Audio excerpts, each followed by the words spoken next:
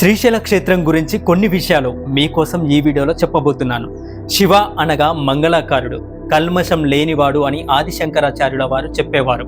అటువంటి శివుడు 12 క్షేత్రాల్లో జ్యోతిర్లింగాలుగా పూజలు అందుకుంటున్నాడు.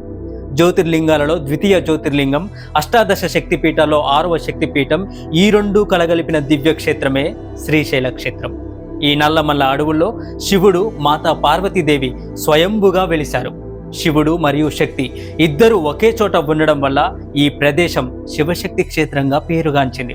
పూర్వం శిలాదుడు అనే మహర్షి సంతానం కోసం శివుడిని గూర్చి ఘోరమైన కఠోరమైన తపస్సు చేశాడు. అతని తపస్సుకు మెచ్చిన మహాదేవుడు, ఆ మహాశివుడు శిలాదుడికి 2 పుత్రులను వరంగా ఇచ్చాడు. అందులో ఒకరు నందీశ్వరుడు, మరొకరు పర్వతుడు. నంది శివుడికి వాహనమయ్యాడు, పర్వతుడు శ్రీశైల కొండగా మారిపోయాడు. అందుచేత స్వామివారిని శ్రీశైల స్వామిగా, శ్రీ పర్వత స్వామిగా కూడా పిలుస్తూ ఉంటారు భక్తులు.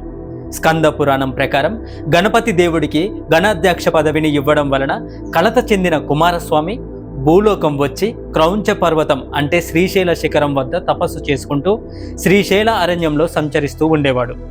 ఆ అరణ్యంలో ఒక బోయవారి కుమార్తె అయినటువంటి వల్లిదేవిని చూసి వివాహం చేసుకోవాలని అనుకున్నాడు కుమారస్వామి.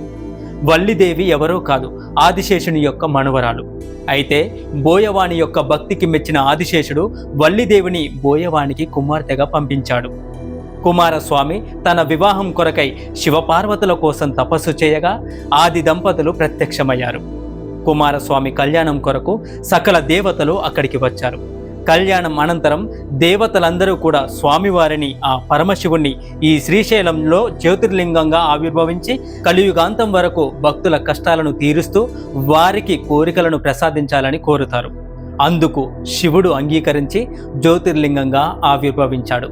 శ్రీశైల క్షేత్రంలో ముందుగా సాక్షి గణపతి స్వామివారిని దర్శించి ఆ స్వామి యొక్క అనుమతితో పాతాళగంగ స్నానం చేసి శ్రీ మల్లికార్జున స్వామి, అమ్మవారు భ్రమరాంబికా దేవిని దర్శించుకోవాలి. శ్రీశైల శిఖర దర్శనము, ఇష్ట కామేశ్వరి దేవి దర్శనం చేసుకోవాలి.